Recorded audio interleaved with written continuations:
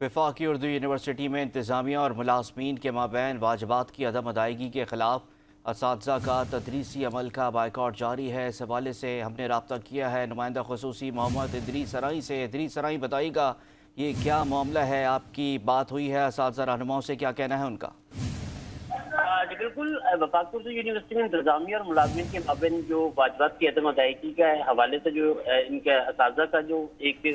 تدریسی عمل کا بائیکاٹ کا تقریباً ایک ہفتہ ہو گیا ہے، اور یہ ان کا تدریسی عمل کے بائیکاٹ کا جو سلسلہ جاری ہے۔ میں آپ کو تھوڑا سا یہ بتاؤں کہ گزشتہ ہفتے ہاؤس سیلنگ کی جگہ ہاؤس رینٹ کے حوالے سے ایک لیٹر جاری کیا گیا،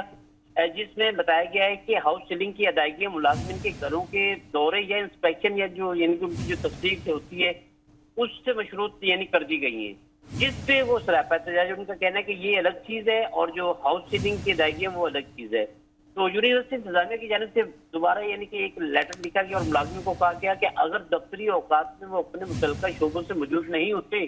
تو ان کی تنخواہوں میں کٹوتی بھی ہوگی۔ جی، تو اس حوالے سے جو ہے وہ جو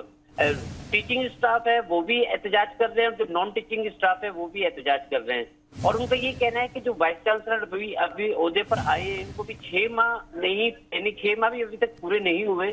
تو جس کی وجہ سے تدریسی اور انتظامی امور کا بائیکاٹ کا سلسلہ شروع ہو گیا ہے۔ تو انہوں نے ریکویسٹ کیا کہ ہاؤس سیلنگ الاؤنس کے سلسلے میں جو بدھ کو یعنی گزشتہ بدھ کو جو ایک لیٹر جاری کیا گیا تھا تو اس میں شیخ الجامعہ کی منظوری اور سینئر مینجمنٹ کی جو کمیٹی کی سفارشات کی روشنی میں جو دفتری اوقات کی